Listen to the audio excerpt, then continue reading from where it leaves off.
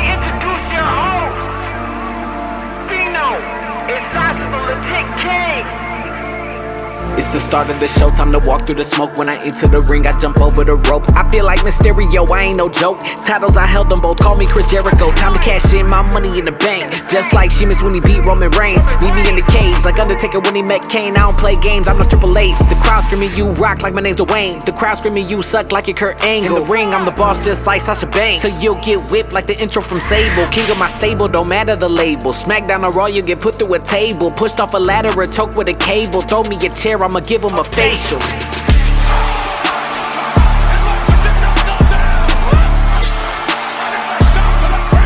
It's the start of the show, time to walk through the smoke. When I enter the ring, I jump over the ropes. What's up, ladies and gentlemen, and welcome back to the wrestling podcast known as Ring Champs. I am one of your hosts.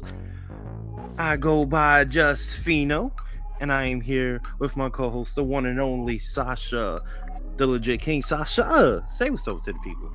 What's up, people? Happy to be back. How are you doing, Sasha? Doing okay. Can't complain. You know, like you said, another day above ground is always a good thing. So here we have a lot to talk about today. So I gotta be good. We do. We have. I mean, this may be the most different topics we've ever had on one show before. A lot happening, and like you said, in the last 2 weeks. 2 weeks. Whew. That is crazy. Yeah, because we did our show right before Payback. We talked about what would happen on that show. Gave predictions and stuff like that. I thought it was a good show too. It wasn't bad. Well, let me say this. It was nothing spectacular, even though it had two really good matches. But it wasn't like a must-see show. But I thought they did a good performance. Definitely with 6 matches only. Yeah, like I said, and considering it, like we talked about it the last show, it kind of came up really quick, but they still managed to. I heard especially good things about the Becky and Trish match. I haven't got a chance to watch that one yet, but yes, that was really great. Yo, shout out to Trish. Thank you, Trish. Thank you. I did see the clip where she did the Widow's Peak, and I love Victoria's. I was like, yay! I thought that was so cool. And then she even grabs her hair like Victoria did. Yep. I loved her and Victoria's feud. Like, I don't know if you remember when they first started feuding, they had that spot where it was like a Raw, where Victoria hit Trish in the head really hard with a chair. Yes. That was my very first live wrestling show that I went to. Oh wow! It was just as loud in the arena as it was on TV. That was my very first one. Okay. So that was cool. I'm really happy. And I like the fact that Victoria saw it too, and she gave like a shout out to Trish and was crying too. Like she was just so happy. Good thing, good for both of them, because that was really awesome. It was a really good match. Yeah, Victoria for Hall of Fame. Yes, yeah. Victoria for Hall of Fame for sure. Make it happen. You know what? In this era, I think it would. You know, with Trips in charge, I'm sure something like that will happen very soon. I was referring to you. You make it happen, because we're gonna talk later in the show. I'm side-eyeing you really hard these days. Like, yeah, I've been on point. Like, I'm really side-eyeing you. You know what? Let's start with the Payback. Okay, let's start with that, because we have a lot to talk about. I know, and there's a lot of big topics we gotta get into, but because we're talking about it, you brought it up, something that I convinced you of on the last show. Judgment Day won the tag team titles. They now run Monday Night Raw. I mean, it's kind of crazy. I told you they were gonna win. No, I'm not too mad about that. Actually, I'm not. But yeah, they did. I was surprised. So I was like, man, they really gonna go for this. I felt, I think I said it then. You need another faction to dominate. I personally love factions, so having a faction now dominate, similar to what the Bloodline did, They needed another heel dominant faction now that the bloodline is kind of dismantled in ways. So it's and they've done a great job. Dom has obviously been one of the best heels in the world. Your boy Senor Money in the Bank has been balling. I gotta give him his credit. Yes, Uh, sir. Especially Finn Balor, gotta give him his credit. Rhea, I mean, mommy, come on. You know what I mean? It's mommy. She's been balling, and then now you're adding that extra element of JD Madonna. I mean, I gotta say, I'm really proud of what they're doing with the Judgment Day. I mean, I agree. I think to go from the previous regime where it was like there really weren't that many factions to having essentially like it's kind of like the year told in two parts. Even though the bloodline's been going on for a long time, it's like you started the year, the bloodline was on top, and now, like you said, they're kind of, kind of in the background for right now, and then Judgment Day is just they're at the top. So it's kind of crazy that they went from having not many factions to no factions at all to just completely being dominant. So I'm very happy for the Judgment Day. I even had to like think about what I said. When I wanted Finn so badly to win at SummerSlam, I will go on record and say like I'm glad it didn't happen. I was a little sour on it, but I was like, you know what? Because I feel like when the fallout does happen for what they have now, I think it'll make the story even better. So I'm really happy for that. And see, that's the thing. Like, I think wrestling fans, just in general, just be patient. Yeah, sometimes we want things to happen at a certain time. It may feel like it's the right time, but you know what? Stories got to continue. It's too early to finish stories. It's too early. You gotta let it marinate for a while and watch the great things that come through. And we're gonna see a lot of great things happen over the next few months. Saying my guy with his titles and that. But you know what? The only thing I will say though, I felt like they could have put a little extra oomph on that briefcase for my boy, but it's all right. Right, I got I felt you. like someone just spray painted the senior, and I'm like, excuse me, put some respect on my guy's name, all right? And I appreciate that. and how do you like his new Money in the Bank suitcase? That's what I'm saying. Like it's nice. I like the purple. The senior part is kind of bothering me. Like that color, like I said, someone just kind of spray painted that on there. Like who did that? I think it looked fire. I liked it. I like the Judgment Day theme of it. I'm fine with the purple. I just feel like, again, maybe because like I do the graphics for our show, I was looking at it like, oh, you could have done this, you could have done that, but Makes sense. I get that. But somebody like pointed, it was weird, and it's probably just like impossible. Somebody pointed out that like there was like a reason, like a sinister reason for JD giving Damien a new briefcase. Oh, like they switched the yeah. And I was like, I'm pretty sure at one point they had me going. I was like, man, that could be clever. Then I sat and thought about it. I'm like, but then I would think he would open it at least like once. Like, yeah, I don't think this man would be stupid and just carry around an empty briefcase. Like, if it was really like that, but just this Twitter foolishness keeping me awake. So, hey, if that's the case, that would be kind of like that would be a nice little twist. I ain't gonna lie. I guess I would have at least opened that thing once when you gave it to me.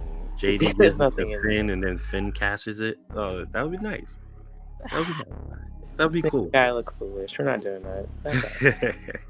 But yeah, I mean, look, Judgment Day is in a good point.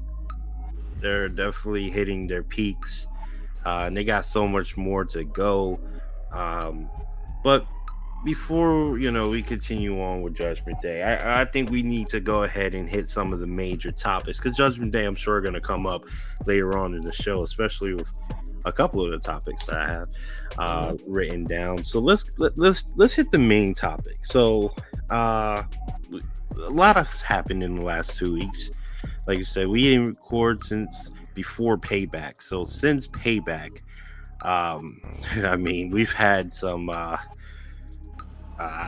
life-changing wrestling moment thing. I don't know how to say it, explain it, but But that always happens. Like if we take a little break, the wrestling world blows up. I don't know what that is. well, God, it's true though. That is true. I mean, first the whole Vince thing, and now we have a merger. We have the official merger. We have the WWE and UFC, two companies that I love, have now finally completed the merger under the new name TKO, which I think is an interesting name. By the way, it kind of makes sense for the type of companies that they have. But they are now TKO. This is going to obviously bring a lot of eyes to the product on both sides, both WWE and UFC. The media rights deals that is going to happen from this is going to be absolutely crazy. One thing that I'm shocked about is just the whole, and this is bringing another topic into this as well, is all connected anyway. You know, SmackDown may be potentially leaving Fox. And, you know, two of the major, like, I guess, people to step up, companies to step up to take over for SmackDown is going to be Amazon Prime, and Disney, or, you know, whether it be like Hulu or Disney Plus or ESPN, whatever, just Disney in general. Sasha, I mean, God damn, that's crazy. What do you got to say about all this? First of all, I hope it's not Amazon Prime because I sure as hell don't have Amazon Prime. So, I don't know. It's so crazy. Like, sometimes I find myself wishing, like, you know, maybe I could stream, you know, wrestling live. Like, I know you can do it on YouTube TV and everything. But then I always think, like, I wonder what it'd be like if they... First of all, I missed the network. Let's put that out there. I totally missed the network. But it feels weird. Like, we could actually be really moving into a time where it's like, could we just see wrestling not on, like, regular TV anymore? Like, I know we have our PLEs on Peacock, but, like, is this really what's happening? Especially when everybody's talking about, even though they haven't been, I feel, relevant in years, the ratings and everything, like, could this be it? So, I mean, it would make sense for the times, though, too. But, like I said, if whatever they decide to do, this whole merger thing, I know everybody's been talking about it. I saw Vince and his villain mustache, the pictures. Yeah. I don't know. I know it's a big deal news-wise. I know it's a big deal for the company. But to me, it's kind of like, I don't know. I'm just kind of like, okay, like, that happened. Cool. My whole thing is, like, you know, UFC, stay where you are. WWE, we're over here. Leave Triple H where he is. Don't touch it. It's fine. Leave it alone. It's great. But I get why it's exciting. To me, I'm just like, don't touch anything. Like, just leave it. We're good. If SmackDown leaves, I'm fine with that. I just want to make sure that they put it somewhere where I can catch my shows. That's it. So it's kind of like your grandma watching, you know, her stories. Just don't touch my stories and we're fine. So it's still getting me either way. I don't care where they end up. Well, I think it would be really cool though if, let's just say, it was to go to ESPN, like SmackDown on Fridays, ESPN. That would kind of be crazy. The only thing is though, ESPN, I believe, has NBA games on Friday, so yeah, that would kind of, it might have to move to ESPN2 on those days, or would it stay on Friday? Or yeah, we'll even say it could go on Thursdays. That is true. That is a possible. Like, Friday is not a locked down day for SmackDown. It's just weird because I actually like the whole presentation of SmackDown on Fox. Like, I just always liked it. Like, I don't know why. It's been pretty good. It's had a really great run in the few years that it's been there. I think we're on year 3 or 4. Yeah, that was a pretty big get. Like, to get Fox. Like, let's not underestimate how, like, clutch that was for the company. Yeah. I was kind of shocked. I was like, oh, Fox? For real? Like, that's crazy. And then that's going back to the McAfee days. I mean that's they had a really great run on the Fox. So Mm-hmm. it'll be hard to not see it up there. But I mean, this probably won't happen till I think the end of next year, maybe early 2025. If Fox, that doesn't mean Fox is out of it, but I don't know if Fox wants to put a lot of money for SmackDown. Um, like these other companies will. And we already know UFC has a great relationship with Disney and ESPN. If you look at ESPN Plus and UFC, that's where you watch all the events at. So that's why I see it going to ESPN or in some format Disney, but whether it be SmackDown on ABC, that would be really weird. It would Honestly. be. But I mean, hey, if if that's the next stop, hey, I don't blame the WWE going after money. You know what I mean? That if they're putting $1 billion, hey, take Where it. the money resides, my friend. Go It's where the where the money. money goes. So, so that's the good part of it. But the bad part of this whole thing is the potential, which I think it's definitely going to happen. They already kind of started it. But the potential layoffs that may happen because of this merger. I know there's a lot of company members that are preparing to, unfortunately lose their job. But that also includes roster cuts. There may potentially be a lot of roster cuts as well.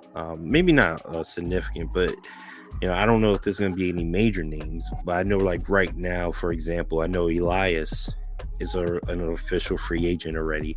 I don't know if his contract ended or they released him. Oh, really? Yes, Elias is now a free agent.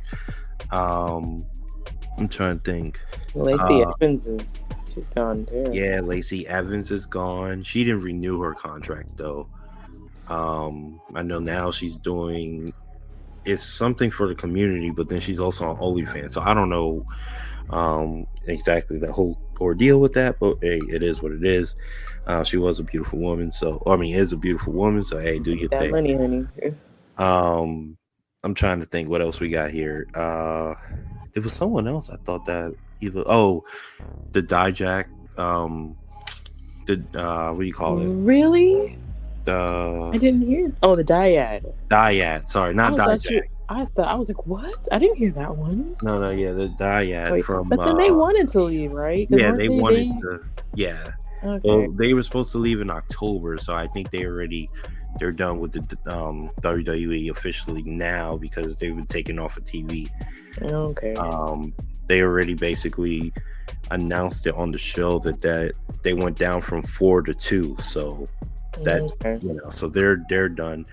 But I'm sure there's going to be plenty more in the next coming days. I've heard as soon as potentially this week we're going to hear a bunch of layoffs. So sad day. I'd say it's my least favorite time of the year. This is usually it doesn't happen now. It usually happens like the Mania part, but I don't think we got any really releases in Mania season. I feel like it's been a while since we've had. I think we all got used to those post Mania releases, but I feel like it's been a while. They've just I feel like the last few years have kind of been just random. Just we're just releasing 50 people a day. I'm like, what? Yeah, and I see that happening pretty soon now that the merger is official. Well, there goes my spot.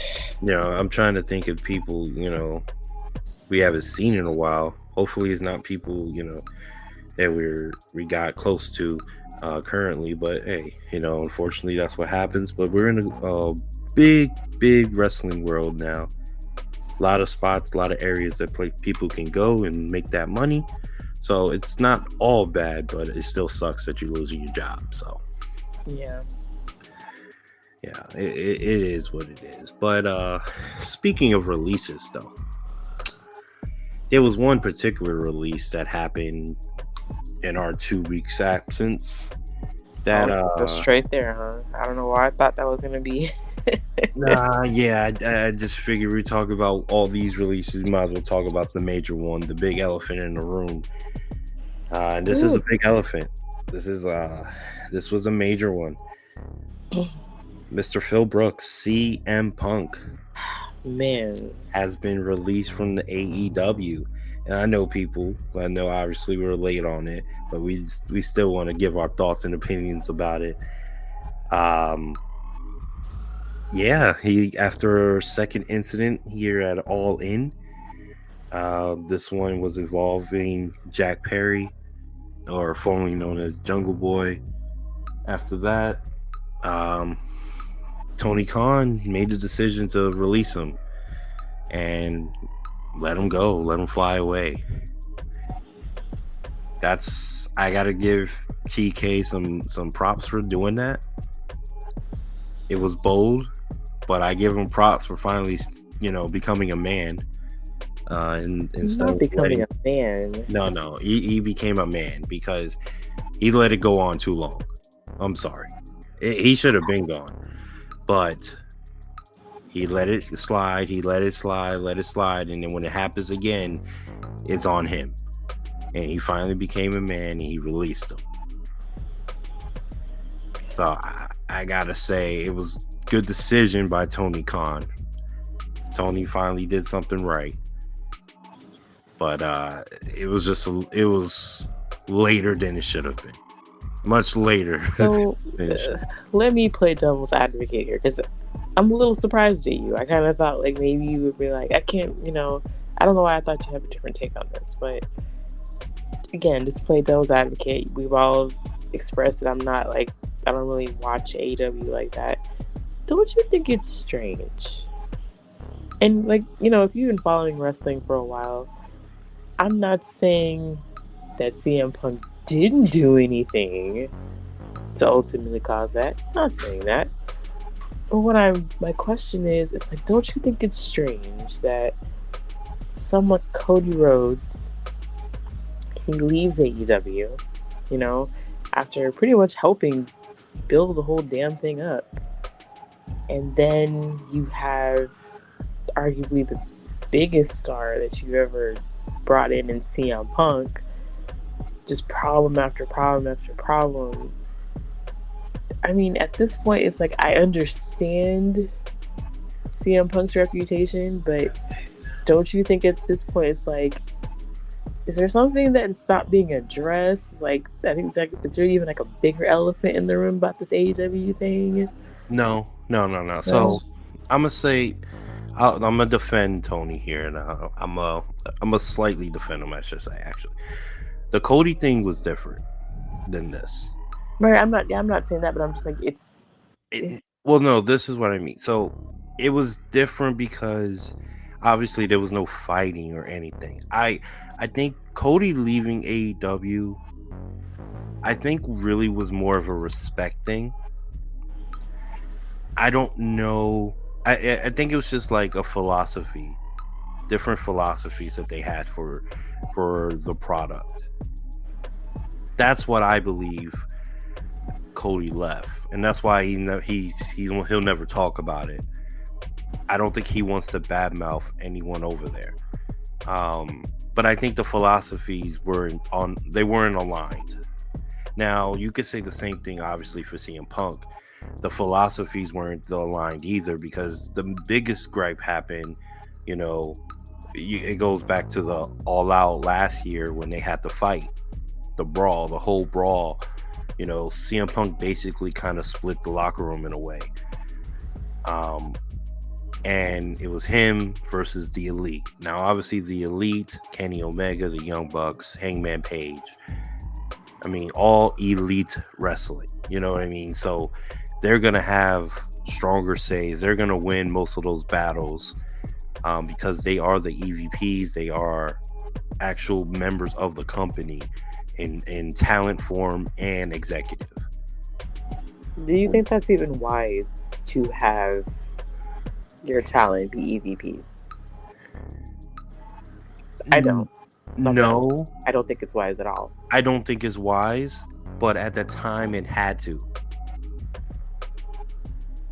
I feel like Because and this is the only reason why it makes sense, only for this reason. Normally, yes, you're right, you shouldn't have that, but the reason why it makes sense in this case is just the fact that they needed Tony's money, but Tony needed them to bring the talent. So it really was like a 50-50 thing. That's why Cody was such a big part, and Cody leaving was such a huge deal, is because Cody was one of the people that brought Tony in. But again, playing devil's advocate, I mean, I don't know if I would have used the wording that you did about Tony being, becoming a man decision that he made to put his foot down with CM Punk. But again, I just wonder, like, should he make another decision about having current talent be EVPs? Like, because whether or not Cody's going to say whatever happened, I just wonder if that's a good idea. Like, you can say what you want about WWE. They've done their own boneheaded things, but I respect the hell out of the fact that this shit wouldn't be happening like that. Like, you can say what you want about, like, a Nick Khan or whoever comes in. They keep their shit tight. And I just personally don't see, like, some of that stuff happening that AEW lets happen, or I guess Tony let happen. And at that point, I'm like, if I'm Tony, I'm like, maybe, and especially with this merger, might be losing some people with WWE. I would start looking around at some of those top, executives and administrators, and maybe trying to, bring them over there with a little bit of that con money, because I just don't think longevity-wise it's a good idea to continue to let your active talent have roles like that. Like, you don't really know clearly why Cody left, but it's very clear why CM Punk left. And, you're not using a lot of your roster. It's I don't know. I just think out of this CM Punk thing, it's an even bigger issue. It's like, it was cute at first, like you said, they needed Tony's money to get it off the ground. Tony needed them for the talent, but if you're trying to go with the big guns and you want to eventually one day get to that point where maybe you're talking mergers and big things like that, like, I think AEW needs to kind of take off the training wheels a little bit. Like, this shit is not cool anymore. So I don't know. What do you think? No, I feel you on that, but the reason why I say becoming the man is because one thing you said is, like, he had to nip it in the bud last year. Yeah, he did. And he didn't do that. And he allowed it to continue, even though he suspended them and everything. The problems was still there. They didn't want to work with CM Punk was willing to work with them. They didn't want to work with CM Punk. I would have been like, if I was Tony, I'd be like, nah, fuck that. I'm the boss. Exactly. You're going to be in the match, because let's be honest, the biggest match that AEW could have ever done was Kenny Omega versus CM Punk. It's the biggest match they could have ever done, at least currently. And we didn't get that. And I would have forced them to do it. I don't care if you guys beat each other's asses in the match. You want to punch each other, whatever. At least make some money off of it, damn it. We're going to make some money off of this. And I mean, I think we've brought it up in the past. Like, we didn't like the whole Edge and Matt thing, but it brought money. It did. Vince put them in a room and said, look, y'all don't like each other, I don't care, but we're going to make money off of this. And the guys was like, you know what, you're right. And it worked. We didn't like it because it was cringe. Don't get me wrong, I'm not stupid, but you know what? It's what the people want to see. And this is in the ring, you could sell it in the ring. And this whole thing was like, you didn't make any kind of money. Like you said, Vince McMahon would have made $1 off of this. And you didn't make no money off of it. You could have had CM Punk and FTR, who are all buddy and friends and brothers and all this, versus Kenny and the Young Bucks. I mean, you would have made money. That would have sold out so many venues, so many pay-per-views for the. We should have had that at Wembley, to be honest with you. Exactly. Like, that's what we thought we were gonna get, and it's just a shame. That's why I say he did step up by firing him after the second incident, but it should have never even gotten there. it just feels like really like you just fumble this whole thing. But again, it's like I'll give Tony grace because first of all I couldn't imagine being Tony Khan, but again that's why I'm saying like if people, God forbid, people are losing their jobs with this merger, I'm looking at who's gonna be available. Like I'm not talking about like wrestlers, I'm talking about like staff to help run this company because at this point it's like you don't want it to get too far because essentially you nabbed one of the biggest stars that was left out there. And how long was the run? Like 2 years? Not even 3? Was it 2 years? Yeah, it was like 2 years. And in 2 years, riddled with injury, riddled with controversy, and it just goes out like just, and I guess just anticlimactic. It just got released, and it was like, you got to look at that now. You have to look at that. You have to ask yourself.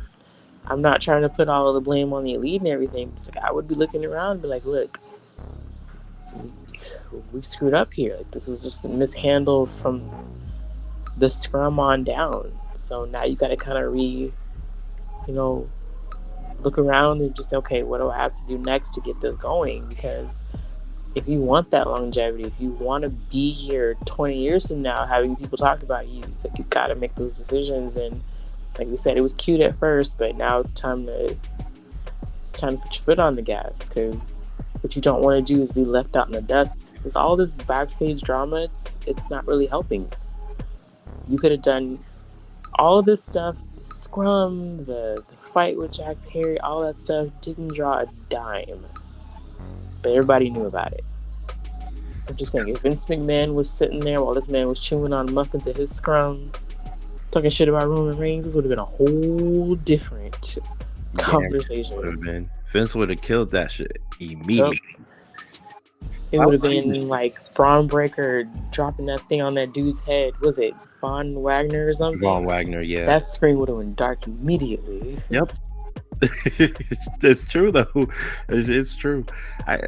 I think with the whole thing too, and I don't want to put this all on Tony as well, or even the EVPs, because we got to put this on CM Punk as well. He gets 33% of the blame as well. 33 is on Tony, 33 is on the Elite, and 33 is on Punk, because Punk is a veteran, and Punk. Also, let's be honest, we know he has an ego. Like, that is beyond. He has one of the biggest egos in wrestling history. I mean, it's up there with the Hogans of the world. Not the Hogan. He's up there with that. I'm sorry. But we got to understand, too, like, he has been known as a problem child for the longest. Like, even before...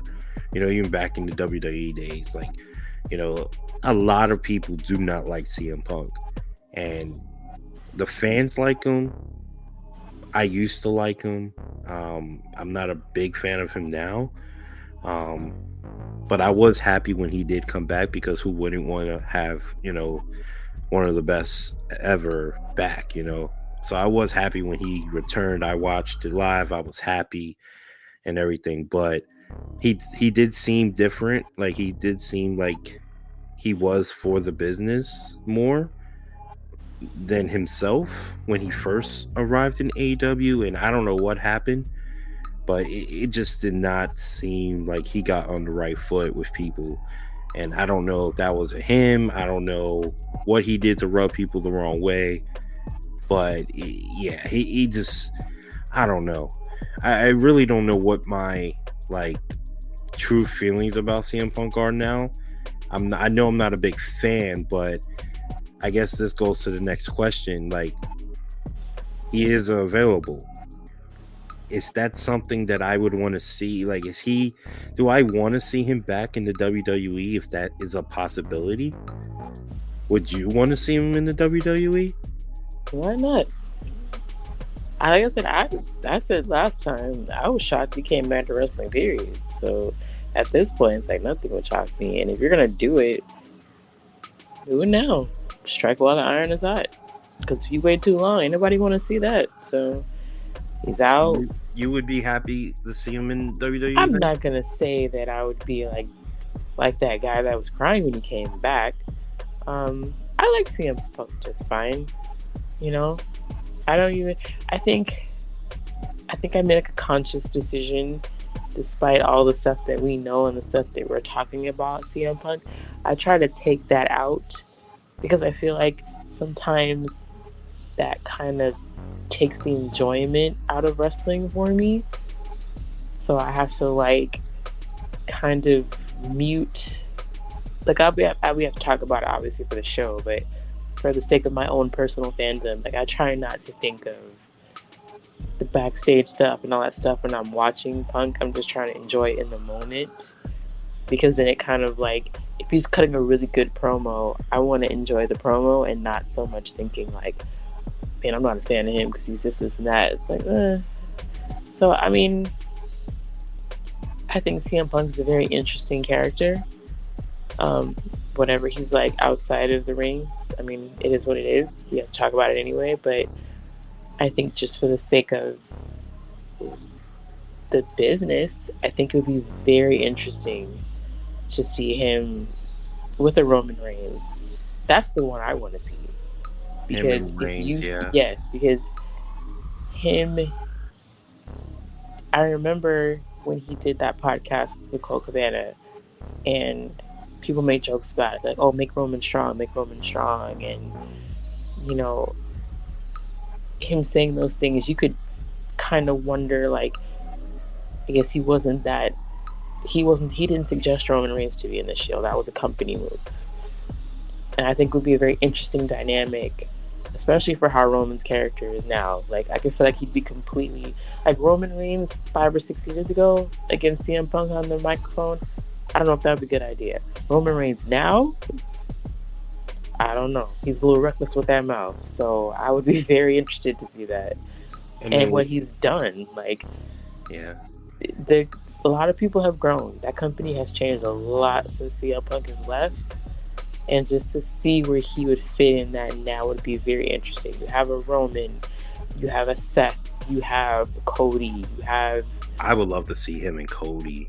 You have a Drew, you have, you know, LA Kevin Knight. Owens. Like, yeah, you have LA Knight, you have, you know, Kevin Owens. Like, I want to see him and Kevin Owens, that verbal jousting, you know, him in the Judgment Day. If Brock decides to come back, I really enjoyed the Beast versus the Best a couple years ago. That was really good. I was excited about that. There's so many possibilities. Just to see where he's fit in that landscape would be interesting to me. So yeah, I'm with it. I know people are like, but take the backstage out of it. Think about what we could get from this. Like I said, we said more times on this episode, like, if they're gonna take him, they're gonna make some money out of him. So let's make some money. Like, I'm tired of him handing us drama for free. Like, let's do something with this. And I think another thing too, like you brought up Roman Reigns, I think another name we need to mention, Paul Heyman. Oh, yeah. You know, Paul Heyman being in a prominent role that he's in. Obviously, you know, he has a very big say in what happens with Roman Reigns' career at the moment. But, you know, that's someone that you can help. I'm not going to say put a leash on Punk, but that would definitely be a person that you can use to help ease Punk into this. Especially, it would make it more personal too. Exactly, yeah, because I mean, we've seen comments from like Seth Rollins. Seth doesn't want Punk in WWE. He said that publicly, but that doesn't mean that Seth is not a person that wouldn't work with Punk, because that's not making decisions. Unlike AEW, like if they brought Punk in, like, you gotta fall in line, my guy. So yeah, and I mean, just look at him and Riddle. Him and Riddle didn't like each other, but they had a good feud. I think I heard they're cool now. Like, I think.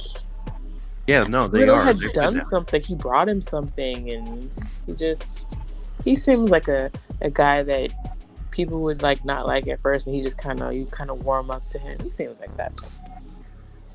So nah, I definitely agree with that. So it would, I can see it. I actually kind of now hope it happens because of everything you did mention. I do really want to see though him and Cody. I think that would be really good. I want to see him in like AJ Styles, and even him Oh, I and forgot Shinsuke would AJ. be.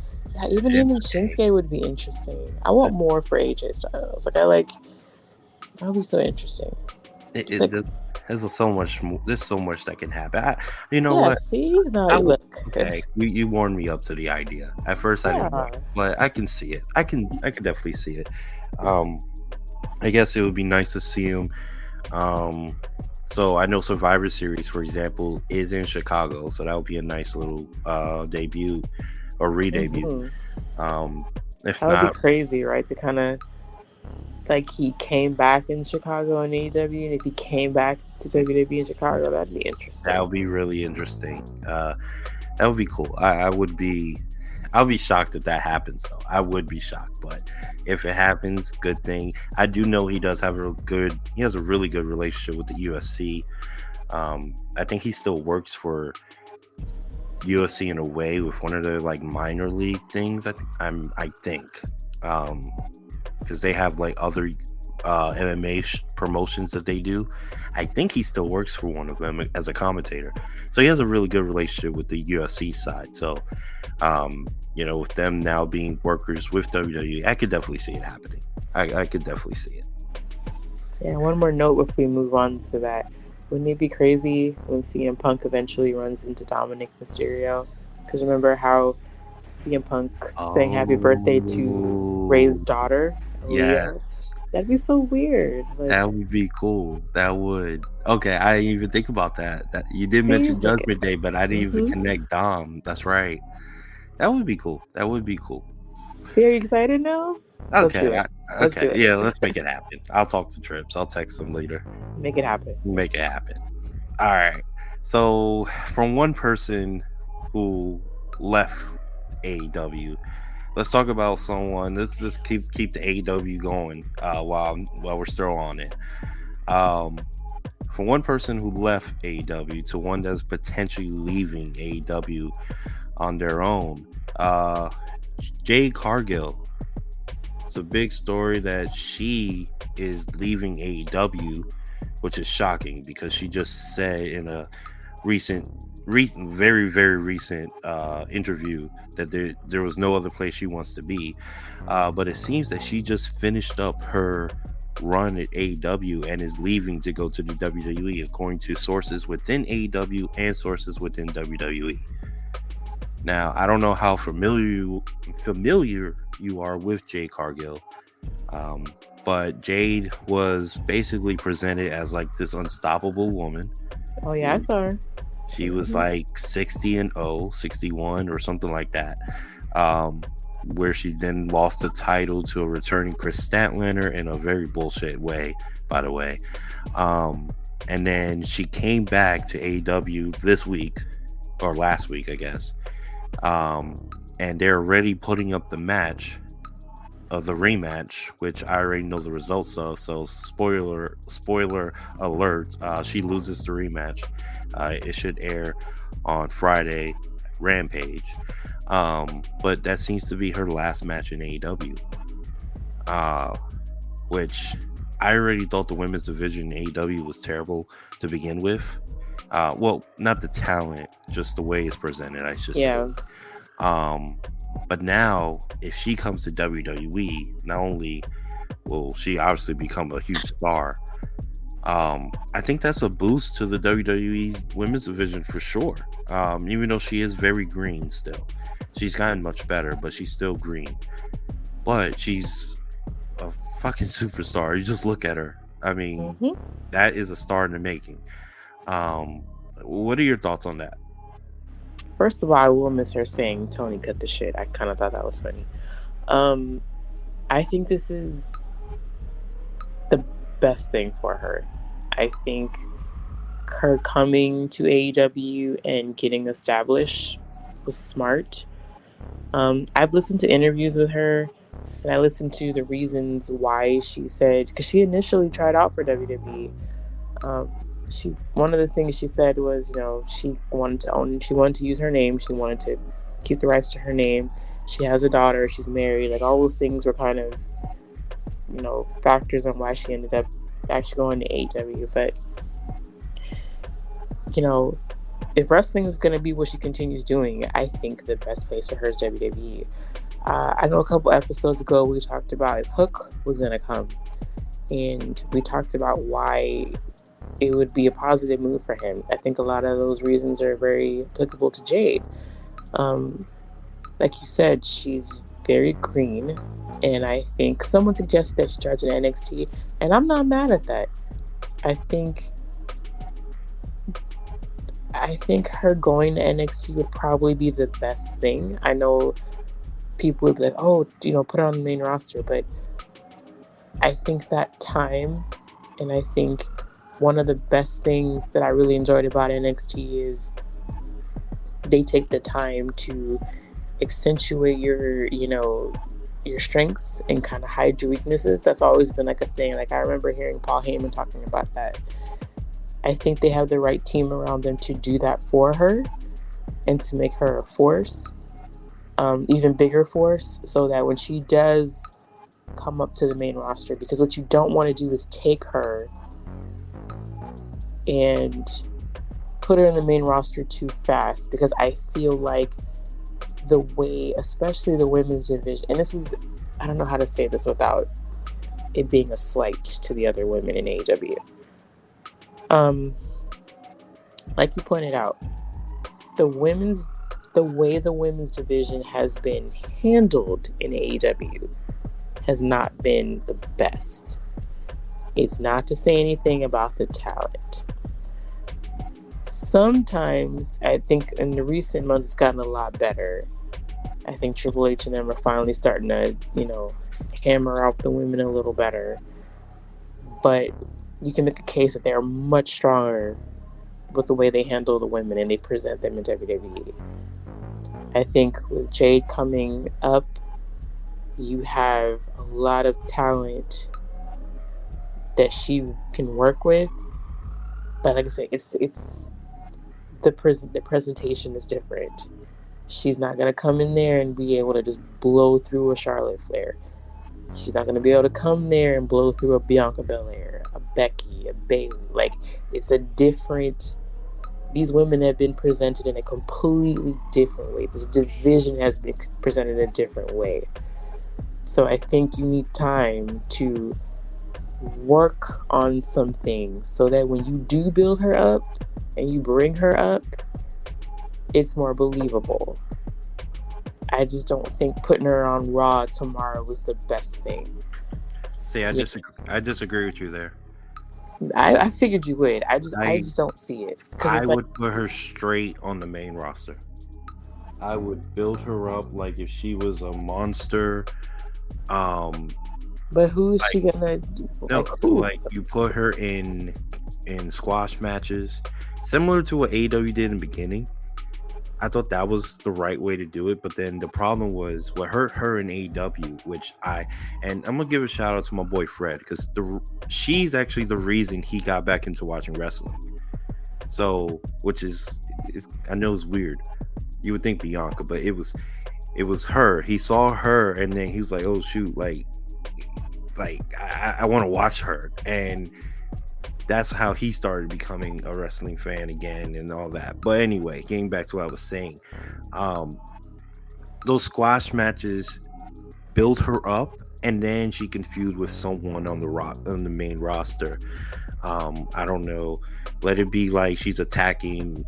She beats like Candice LeRae, and then she beats Indy Hartwell, and then all of a sudden Raquel, because they're friends. Then lead into like a feud with Raquel or something like that. Like, I think she just has that look that you gotta put her on TV immediately, is what I say. I'm not saying keep her in NXT for like 3 years, but I don't even put her in NXT. You put her straight on the main roster, especially because she's AEW prominent person. She was a prominent person in the AEW. You have to put her straight on WWE main roster immediately. And give her if she's having, I don't know. If you're gonna start out with the squash matches, fine. But again, are you leaving? I don't know. She's not used to having the matches. Like, she's not. What was she, like 60 and something? But that was kind of like indicative of how many matches she had, period. No, So it's that's true, but she ain't gonna get better in NXT. I don't think she can get better in NXT. I think that because of her stardom that she could potentially has, you got to throw her in the fire. I'm thinking like I mean, but they essentially did that though in I, AEW. They I essentially threw and, her in the fire. and that's what I'm saying. Yeah, and I thought that it was working until they just never gave her a feud that was actually prominent. Like, she didn't face the top women in AEW. I think that I thought the beginning was right, but then once we got to 30 and 40 and she still hasn't fought a Britt Baker, she still hasn't fought a Saraya, she still hasn't fought Ruby or any of the top people that they want to name. Sheeta. But why do you think that was though? They didn't do that because they didn't know what they were doing. They wanted her to just be this dominant person, and then they just let it waste. And it got to a point where it just got stale. And that was bad booking. That's just, I think that goes to the point of the bad booking. Where would you put her then? What you mean? Since you want to bring on the main roster, where would you put her? What show? Which brand? Mm-hmm.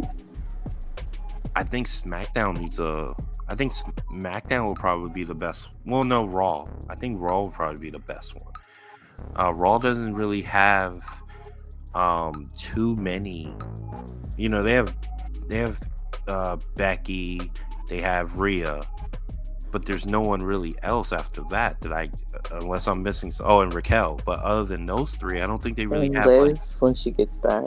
Oh well, yeah, Liv. I forgot Liv is injured though. So yeah, when Liv gets back. But then other than that, I mean, imagine her feud with Liv. I think that would be a good one. You know, I think that could be her first feud and first introduction, big introduction, I guess, to the major leagues. I think that would be really good for her. I mean, I get what you're saying. I still think NXT would be a good start for her. I think it would be more eyes on that brand too. And like I said, don't keep her there for a year. Like, obviously not. But I mean, I understand that NXT. I mean, they're kind of changing it up now, where they're having, you know, main roster talent come there. But I mean, think about it. A couple years ago, you had the biggest star in Japan starting NXT, Shinsuke. You had Asuka tear it up for so long in NXT. Like, it would be kind of a nice throwback. You have somebody with some name value go to NXT and kind of build up their lore, and then when she comes, then, you know, it's a big deal. Because as much as I think we need to remember, as we know who Jade Cargill is because we're hardcore fans, the casual fan does not know her. And I understand, you know, the casual fan may not watch NXT, but having her start somewhere in the WWE umbrella, I think is better than just kind of bringing her in cold. No, you bring up valid points, but I just would love to see her. Honestly, you introduce her, you do vignettes for her, which I think that's one thing they haven't really done in a while. They don't do a lot of vignettes for people coming up or coming back, or, you know, just coming to the company in general. You put her in a few squash matches, let her dominate for like a month, just dominate it, and then she goes into the Women's Royal Rumble. She has a great performance there. She doesn't win it, but she has a great performance there. Eliminates like 20 people, whatever. And then you put her in the feud right there, and that's all you need. I think that's what you do for Jade, and I think Jade will turn into a star sooner rather than later. So who's her first feud? I know we said Liv, but I'd say, for me, if she's on Raw, say Liv. So is she a heel or is she a face? Oh, no, she's definitely the heel. You think she'll stay that way? Yeah. She's better as a heel. She's not a face. She's a heel. You put I'm not her. saying that. I'm just wondering who the fans would. I don't know. Like she's a. No, yeah. Liv Either is way, gonna I make want her her a to heel. come. I want her to come. Make her a dominant heel, and then you on if she goes to SmackDown, first feud Bailey, I and mean, then I don't have her know. as the face Bailey. Let's see if she comes first. But I'm with it. I think WWE's a better decision for her overall. I think that's that's a smart career move for her. It's nothing against AEW, but they're not doing the women's division justice over there. And I think if the overall intent is for her to become a bigger star and grow, I think she got to go. Got to come WWE. home. Yeah, To she the got to real go there. place. So She got to go to the real. She got she to come probably to saw that Hollywood. Cody treatment and was like, what's going on over there? Exactly. That's probably what it is too. It wouldn't I would surprise go. me. It wouldn't surprise me. I mean, her first match I think was with Cody. If I remember, I think it was her and was it her and Shaq versus Cody and Just as long as it's someone not else. Brandy cussing her out again, because boy, we talked about it before. It's like when I heard like, oh, she cussed her out, I looked at it and I was like, what is this? Like, That's true. No, that's true. All right, so let's go on to we spoke about a woman we want to join the WWE. Let's talk about a woman that just returned. And that woman is Nia Jax. Nia Jax has returned to the WWE. She returned this past Monday at the end of Monday Night Raw during the Rhea Ripley versus Raquel Rodriguez match for the women's title. And she destroyed Raquel and she destroyed Rhea. Nia Jax is back. I'm interested in what you think about that. I have no problem with it. I was kind of surprised when I turned, like when the camera turned. I'm like, who's that? But no, I mean, Raw definitely needs some more women. We just talked about Jade. You talked about if you were to bring her up, bring her to Raw. I don't really have a problem with Nia Jax being back. I knew as soon as I saw her, I was like, the internet's gonna have a baby because we know how they feel about Nia Jax. Nia, I guess similar to Jade, when she started and she was in NXT, I was actually really excited. I'm like, oh man, she looks different. She has like a different presentation. Like, I wanted to see her have like a really long, dominant run in NXT and then come to WWE, come up to the roster. I know she's gotten a rep for hurting people. You know, people talk about Becky's bloody nose and Kyrie getting hurt, and I mean, to me, logistically, she's built differently from the other girls. Like, she's obviously larger than the other girls. She's very strong. I'm not saying that that's okay, but you know, I saw that Asuka went on social media and said some things defending Nia Jax, but that carries a lot of weight. I feel like sometimes as wrestling fans, you kind of get on a narrative and they just kind of beat it into the ground. And I feel like if she was just genuinely that unsafe, they just wouldn't keep her. Like, they just wouldn't allow this to keep happening. Like, I don't think what would they have to gain from keeping somebody who's just deemed completely unsafe going into the ring? Like, I don't understand from a company standpoint why they would allow that to happen. So I think you got to look at how she looks, her strength compared to, you know, the people that she's wrestling. There's a size advantage, there's a size difference. And arguably with, you know, Becky getting punched, I mean, that was the start of the man. Like, that image of her with that bloody nose, like, that's when stuff turned. So, I mean, she ain't do that bad. I mean, if anything, I guess We say thank you, Trish. We might need to say thank you, Thank you, Nia Naya. Jax. Like we got the Yeah, win from that, we and got the biggest women's star probably ever hmm from that. So so yeah, I think if a veteran like Asuka is speaking up for her, I think that says a lot, and I think that that narrative is just run because I mean, I'm not upset that she's back. I want to see how she's booked under Triple H now because I feel like the way she was booked before, I think they could have done a little better. So I definitely want to see how Triple H and them would book her now. Like that's very interesting to me. I don't think they would just bring her back on a whim and not have a plan. Like I want to see it. So what do you think? nah, I wish I could say the same thing for like you did, but I'm not excited to see her back. I really just have no interest in seeing her, but I know I don't know how to say it. I'm not the biggest fan of Naya, but I will say this though.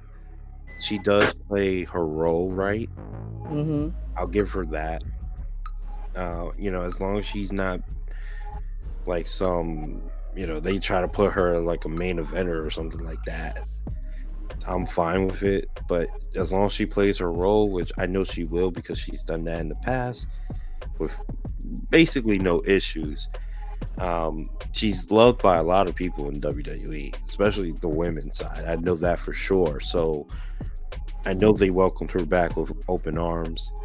And I think that she's gonna be pretty well. I think she'll do pretty well under Trips. I don't know what his plans are gonna be. I mean, if maybe they go back to what they did in NXT with her, where she was really just a irresistible force. I believe that was her name. So if they use that, then I'm fine with it. I'm cool. It would be kind of weird to have her and Jade because I feel like they will play kind of a similar role, except Jade will be in the main event eventually. But you know what? I'm cool with it. If they use her to help build other people, then I'm fine. Yeah, we'll just file this under. We'll let Triple H and them do what they do.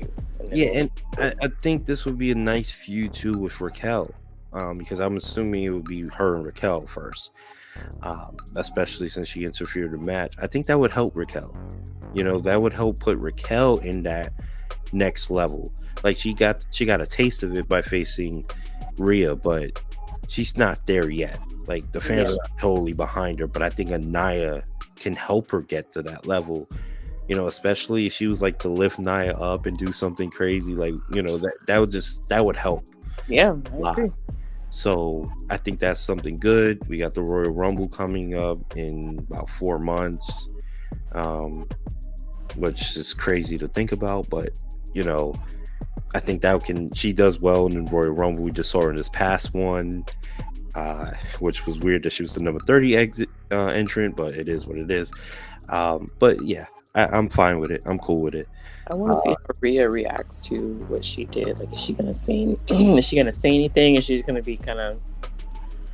What that's just like. She did kind of. Yeah, Like, yeah. I want to see how Rhea reacts to what she did. It's gonna be interesting. I'm not totally 100% behind the idea of Nia, but you know what? I'll play it by ear. I'll say that. Yeah, I'm not saying she's True. gonna like win the Rumble and main event or anything, but like you said, if she plays her role, I don't see any problem with it. Like, Yeah. Okay. So at least we're on the same page with that. yeah, like yeah. All right. So I'm not gonna go dive deep into this one, but I do want to mention it because you've reminded me actually prior to the show. We spoke about NXT. Let's just quickly talk about their new champion. I don't know if this was a shock to many people. It was a shock to me. Yeah, it was to me too. But Becky Lynch is now the new NXT Women's Champion. She defeated Tiffany Stratton this past Tuesday on NXT and is the new champion. She is now officially the fourth member of the Four Horsewomen to become a Grand Slam champion, along with Sasha, Charlotte, and Bailey. They're all Grand Slam champions now. Uh, what do, what do you think about Becky Lynch as the NXT champ? Me personally, I love it, and I love that she had a great match with Tiffany Stratton, who Tiffany's going to be she's one of the next future stars of WWE as well on the women's side. Very bright future on her end. But yeah, tell me your thoughts on Becky. I was surprised as well. I don't get to watch NXT as much, so I thought it was kind of like, oh, she just had this match with Trish, and I heard there had been little words with her and Tiffany Stratton, and then they're having a match. I'm like, okay, that's fine. And then get on Instagram, and Becky Lynch is the new NXT champion, so it's kind of like that Mr. Krabs meme where he's just kind of like everything's blurry behind him. I'm like, what just happened here? Mhm. No, I mean, good for Becky getting that feather in her cap. I want to see what they go from that. It's definitely been like a year of people from the main roster going to NXT and kind of shaking things up. I mean, Dom is carrying the North American Championship. You've had Dolph come, Baron Corbin, just a ton. Ali's there, so it's definitely been interesting. I want to see where they go from there, though. Where are we going with that? So I just got to say though, I love what they're doing with NXT. NXT has been really great.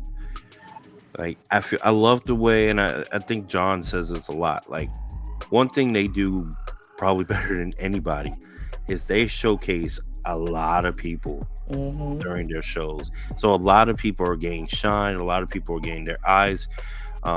People are getting eyes on them for the first time, if not the first, but several times, and starting to really like them. I love them incorporating main roster people. So you mentioned Baron Corbin, you mentioned Ali. I think it's really helping develop these guys and girls into bigger stars and getting them used to main roster talent. Because I think one of the biggest people that I think you can mention with the growth of this incorporation, obviously Mello, because Mello don't miss. But another person, which it kind of shocked me, because I would have never thought he would be at this level, or they would push him to this level. But Wes Lee has gotten so much shine, and they're building him slowly into like, yo, he might be the face of NXT, once Mello leaves. And I love that for him because he is great. Yeah, because 2 years ago, like, MSK was, super impressive in the ring, but my whole thing was like, I really don't know them. Like, I really don't know what they're about. And now it's like, fast forward, like you said, Wesley he's grown so much. That's the beauty of NXT. It's not the old school black and gold brand, but they still have a lot of that. Style. Yeah, they still have their own magic, and I think I like the direction. Like I said, I don't get to watch it a lot, but you have the people that I do know. I like that I can differentiate them. Like, I know, okay, that's Tiffany Stratton.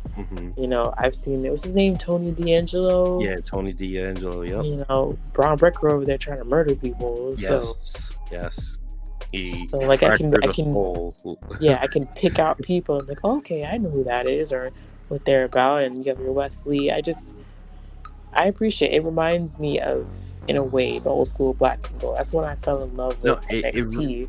It is. It because really does. It's so character driven. Like, I remember watching and just being like, oh, okay, this person is that and they're into that. So I really appreciate that about that. So you got your Wesleys. I like how they separated Mello and Trick Williams, though. There wasn't like a fight or anything. It was just kind of like, and do this on my own. So I dig it. I really dig it. So congratulations to Becky Lynch. I don't know if she'll stay there per se, but that might be a good thing because it's like, where's Becky gonna go now? She just finally wrapped this feud up with Trish. If you're gonna go with Rhea and Becky at Mania, this might be a good little excuse me, I don't want to say break because she's still wrestling. It's like a side quest. Yeah, like I think that's a smart thing to keep her sharp, keep her on TV, but you know, because like I said, really, where does she really go from there? She's not gonna, you know, Naya just came back. She might be doing something with Raquel. You know, I think this was smart to do. So very smart. And I just want to give a major shout out to one thing you said to they're building characters. So like they've done a great job with their women's division. I mean, Cora Jade, awesome.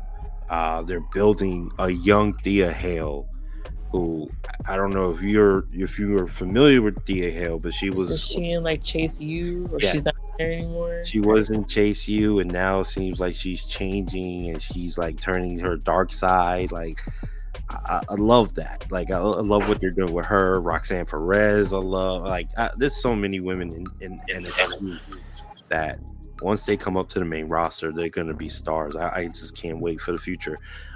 But I just wanted to make sure I mentioned them because those three have been awesome, including Tiffany Stratton as well. So yeah, just wanted to mention that. All right, so let's get on to the next topic we have here, people. This one is a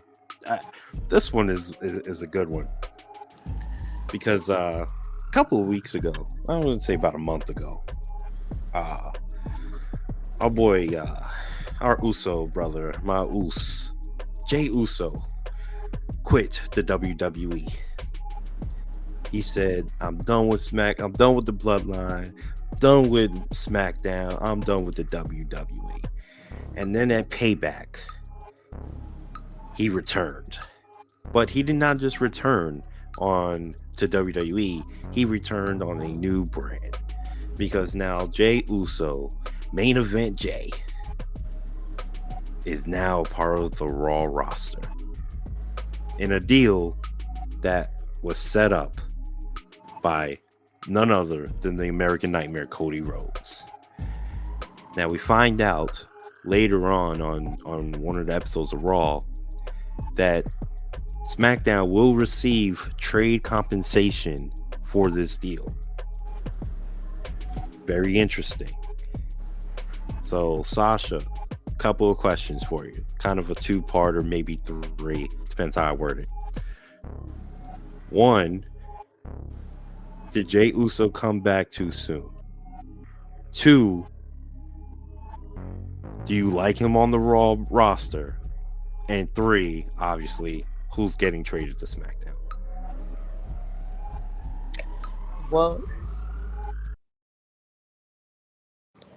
Well, to answer question one, no, I don't think it was too soon. I actually wondered like, how long are they gonna keep this going, keeping him out? To be honest with you, no, I don't think it was too soon. What was the second question? Second question was, do you like him on the Raw roster?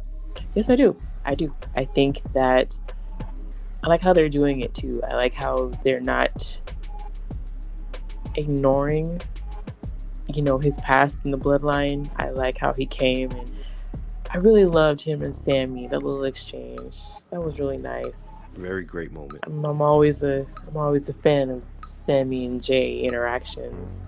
But I think it's so smart how they had it to where their people are not immediately trusting him. Like, we didn't forget for 3 years he ran with the bloodline. So I think it's definitely a fresh coat of paint for Jay to come in and reestablish, and the crowd loves him. Like, I think it's such a cool visual when he throws his hands up in the air and they're doing it back. Like, the fans really love him, and I think that's such a testament to how strong that bloodline story was and how they had that set up. Because like we said 3 years ago, I don't know how many of us had on our bingo card, the Usos splitting up and, Jay being the one to really break out. But now he's just so hot with the crowd right now.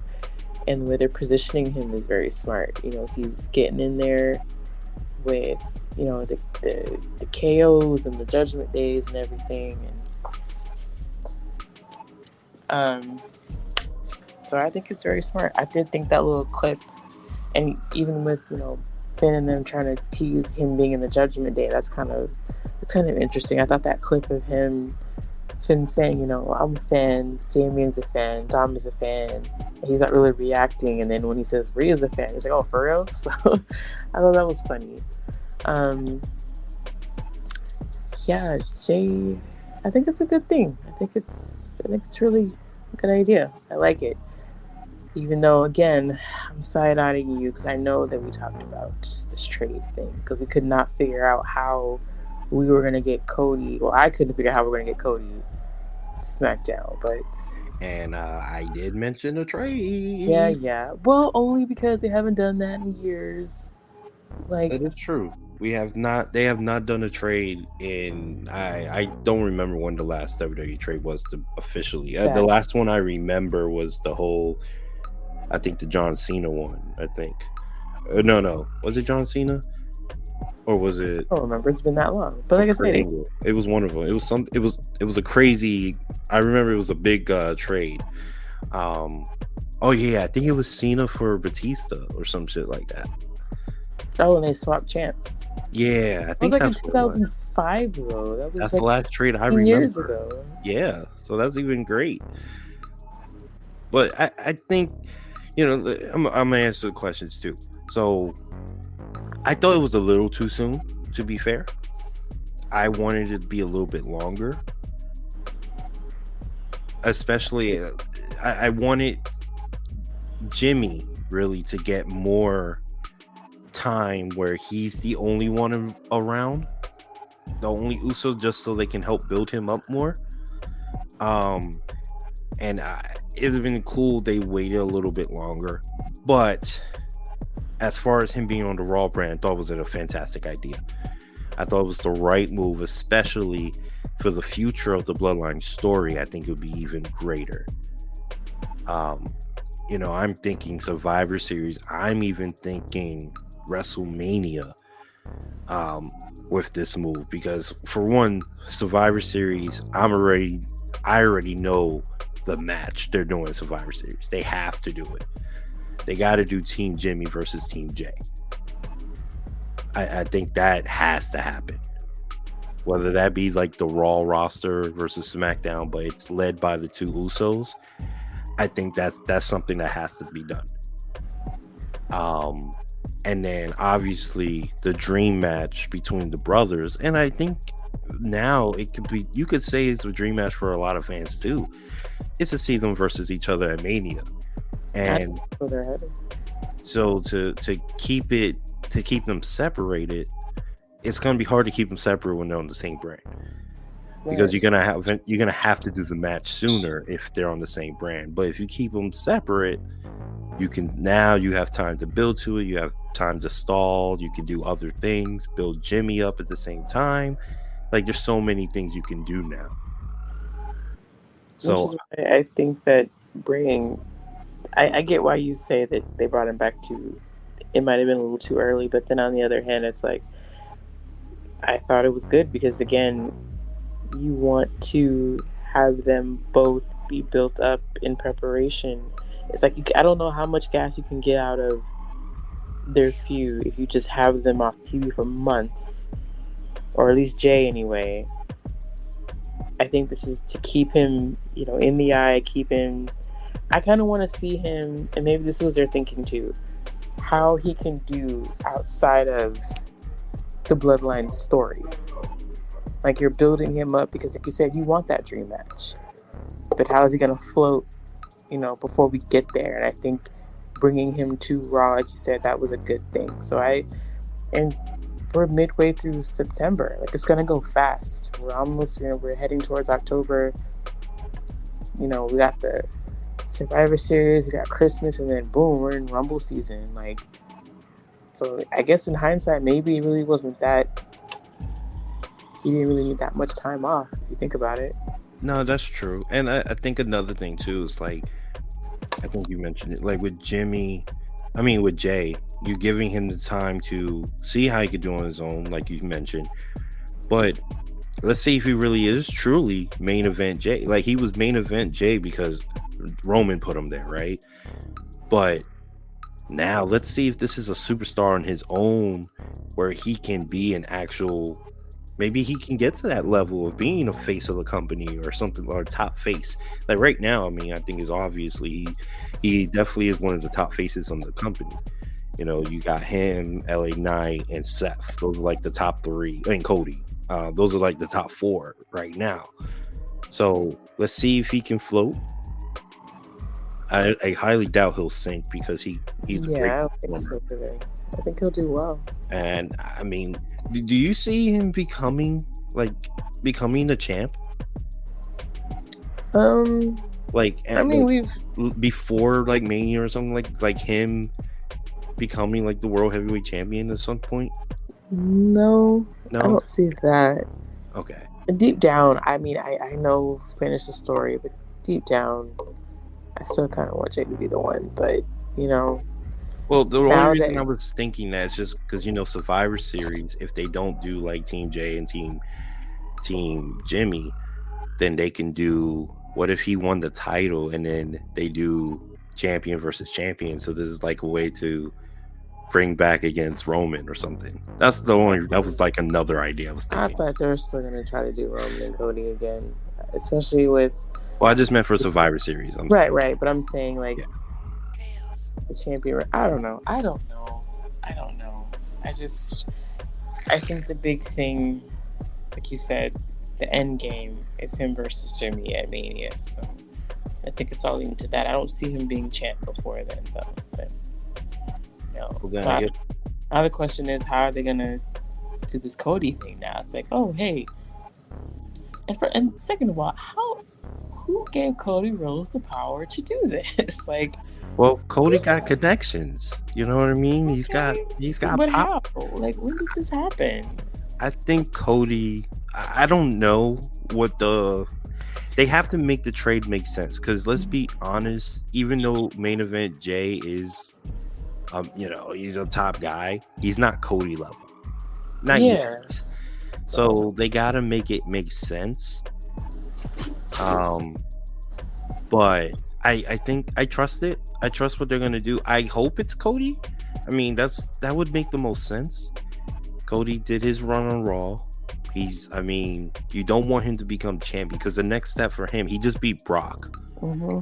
So the next step for him would be to face the champion, I would think. And you don't want him to face Seth again. I think they're trying to avoid that. For the billionth time, no. Right. So, you know, later down the road it'll be cool. But for now, I think it's best that they hold off. Trade him to SmackDown. Probably be later. I don't know. They might even trade him later. Like, in fact, he might be like a surprise member of Team SmackDown or something. And that would be crazy if they did something like that. When they're announcing their members, and our fifth member is Cody Rhodes, and everybody's like, what? You know, that should be crazy. But I think that could work. I suppose. It'd be, you know, just something like that. But yes, Cody, Roman, Mania, finish the story. I think that's the best way to do it, and I think this is what's going to allow that to happen, which is what I predicted. So I'm always right, I guess. I'm always going to be right. I'm excited for it. All right. So one last thing before we head out of here. Okay. Pro Wrestling Illustrated, PWI, as they're most known as, released their top 500 wrestlers today. And the top 3, well, they actually released the top 10. The top 10 was leaked already, but the top 3 for sure was the Shield brothers. Number 1 was the current World Heavyweight Champion, Seth Rollins.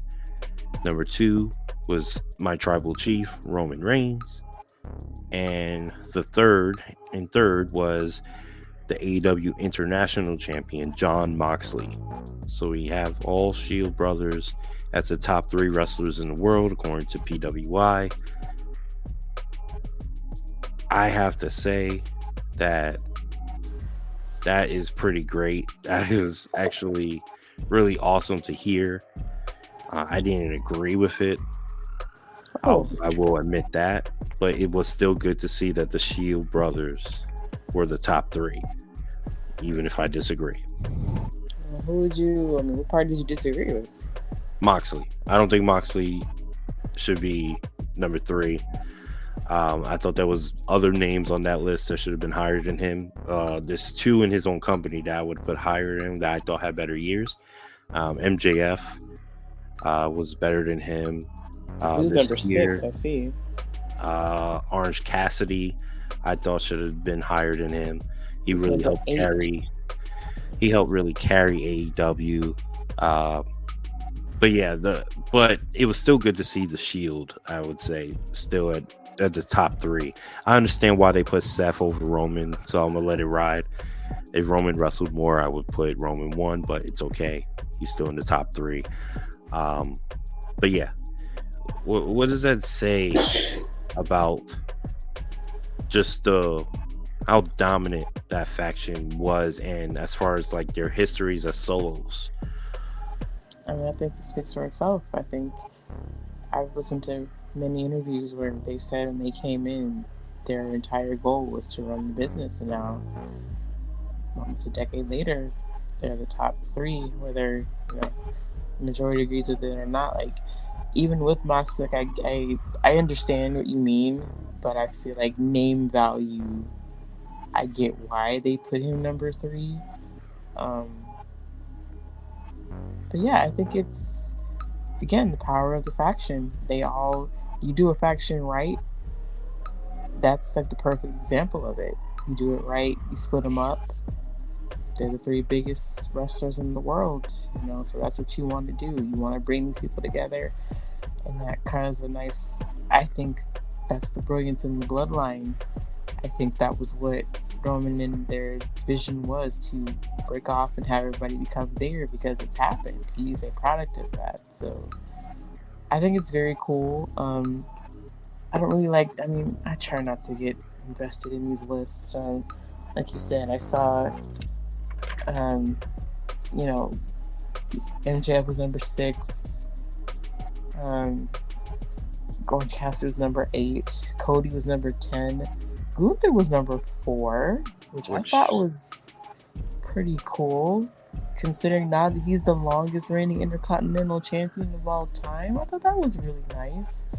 Definitely brought some prestige back to that title. So, to me, it's a list. There's always going to be point of, argument. Like you said, you even thought Mox was rated too high, but like I said, I just want to see, let's see what happens in another 5 to 10 years with some of the factions that we have now.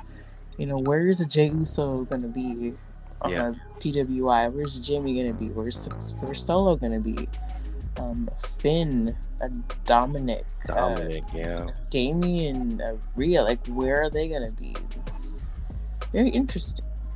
And also, there was a name not on the top 10 that I have to admit was kind of criminal. There was no Will Ospreay in the top 10, which I thought was really, really shocking. But he has put on spectacular matches this year. I have to admit that. So, and I love Will Ospreay, but even though he doesn't have a lot of they don't really do feuds and stuff like that, but too much feuds. They do, but it's not WWE But I just feel like Ospreay should have been on that list as well. I had to throw him out there as well, but. It was still a good list. Cody should have been higher as well, but I do agree with you. Gunther definitely deserves to be on that list. Love that he's at 4. Congratulations to him as well for becoming the longest reigning Intercontinental Champion of all time. Definitely well deserved. Has been putting on banger after banger after banger to steal the line from Sheamus. So yeah, definitely congrats to him on that, because job well done for sure. So, all right, Sasha. So we talked about a lot of topics today. Hopefully we didn't miss. We missed We took a 2 week break, but I think we pretty much attacked everything that we missed. I mean, a lot has happened. We're trying to catch up, but wrestling's been crazy, man. So forgive us if we missed anything, but cut us some slack. Like, Yeah, a lot of stuff happened, a lot of moving parts. yeah, like, and there's a lot more that's probably gonna happen within the next couple of days. We mentioned it. We mentioned some of the possibilities already in the show, so we're gonna definitely have a lot to talk about in the next episode. I already know. So anything we miss, we'll save it for then. But is there anything else you want to say to the people before we head out of here? I hope we have an opportunity to have a good old fashioned Fino rant. I feel like we haven't had one of those in a long time. I thought about having one today, but then I was thinking about it. I was like, there's really nothing. I want it to be something worthwhile. I just, it's been a while. I know. Look, I'm trying to work on my inner peace. Like we both can't be peaceful on the show. That's our thing. Like, I know, but like today, like you could tell, I'm like very, very calm. Like, yeah, not even like loud or anything like that. Like that's what I'm saying. Like we need a good old, Yeah, well, I just felt like this episode, with a lot to talk about. Yeah, I understand. We just had to, we had to collect our thoughts and make sure we let it out a little bit. Okay, so we'll scale back and then we'll leave time for a rant. Anything you want to rant about? I'm pretty sure the next episode I'll have something. Like I'm sure something's gonna happen. All right, well, come on down the pipeline. Let's just do it. Well, like just think about it. Like I barely mentioned my tribal chief today. I didn't even mention LA Knight. I didn't even do he hasn't even been on the show, so that's understandable. But I always find a way to bring him in. You know what I mean? I didn't even do it. I was like, you know what? I'm gonna scale it back today. Okay. I feel good today. You know what I mean? I just wanted to. I'm gonna save it because it's coming. I know it's coming. Oh, football's back, so. Yeah, well, please don't bring that up right now. Okay, I'm sorry. I just thought about it. Sorry. Okay, let's go ahead and end the show. Oh, God, you just ruined my day. Fuck Aaron Rodgers, man. Oh, my God. I just casually mentioned that football was back. I'm gonna just go cry. My NFL season is over. Oh, God. No. It's okay. We got that nice win over the Bills. Yes, you still won. See? But we could have won the Super Bowl. Okay, now it's really time to end the show. Now you're just crazy. Let's go. I'm just saying we could have. But it's okay. It's okay. It's okay. Not with that online, my guy. But okay, let's go. I'm gonna calm down. I'm gonna save it for next week. All right. Well, I don't have anything else to say, but I do want to say, anything about wrestling really. But I do just want to say stuff about the show real quick. Just make sure you guys do follow us on Spotify, Apple Podcasts, anywhere you find podcasts, we're all up there. So please, give us a shout out, leave a message, leave a comment, whatever it is that you can do. Share it. I do appreciate it. And we'll shout you out on the show if you do. So. Yes, definitely will shout you out on the show. 5-star rating. Give us a review. We'll read it in the show. We'll shout you out. Definitely appreciate all of that. And just, this was episode 11. Episode 11. Ring Champs. Gotta love it.